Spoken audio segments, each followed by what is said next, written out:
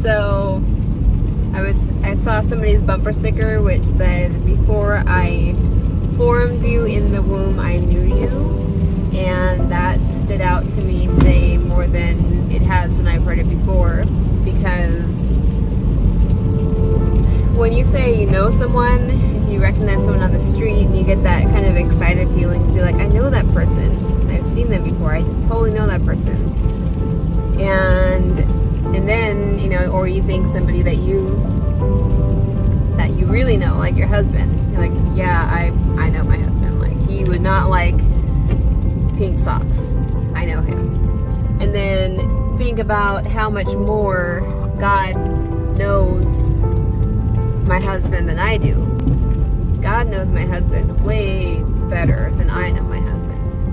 And not only that, but he knows everything through time, everything that ever was, everything that is, and everything that ever will be with my husband. He knows all of those details. And he knows what my husband is really feeling inside when he experiences life in a way that I could never know it.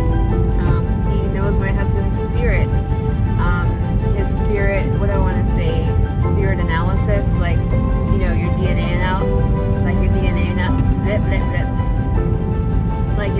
analysis, where it intricately shows everything about your DNA. Well, God knows my husband's spirit analysis way better than I ever could. I don't even know my own spirit analysis as well as anywhere as well as God does, or I don't even know myself even as well as God does.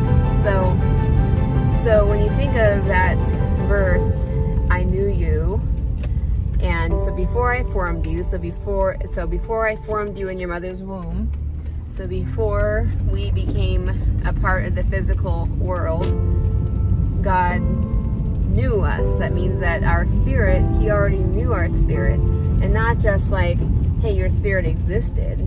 It is, he knew us, just like the whole knowing thing I just described. I know you, but way bigger than any human could ever know anything or anyone.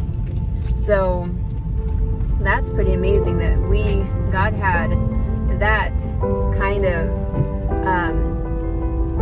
knowing us before we physically existed.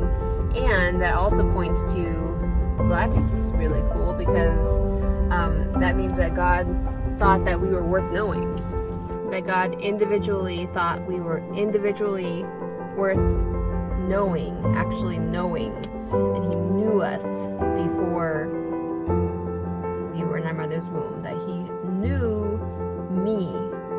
God knew me before the nucleus and the cytoplasm and all that formed.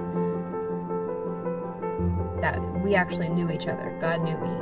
So that is really cool.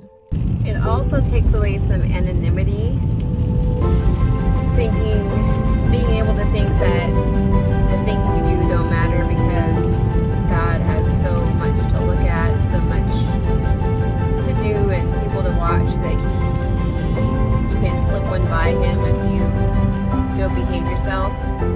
It takes that off the table, because like if my husband got into trouble and say he was on a trip somewhere and then he came back, right?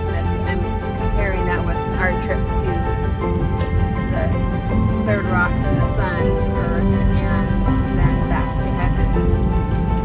So if he went out and then came back and he had gotten into trouble while he was out, and when he came back, I would be like, hey, why did you do that?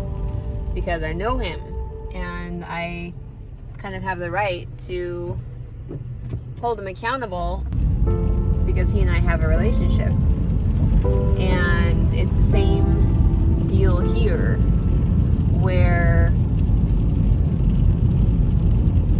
God knew us before he sent us down. Then we're going to go back up, and we're not anonymous. He actually knew us, and he still knows us, and he still will know us.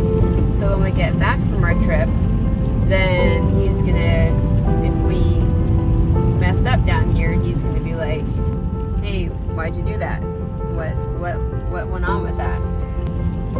Of course, we're taught that God knows us and that God cares about us and that we are held accountable for what we do. But I just hadn't thought of it in this light before, so I thought I would share.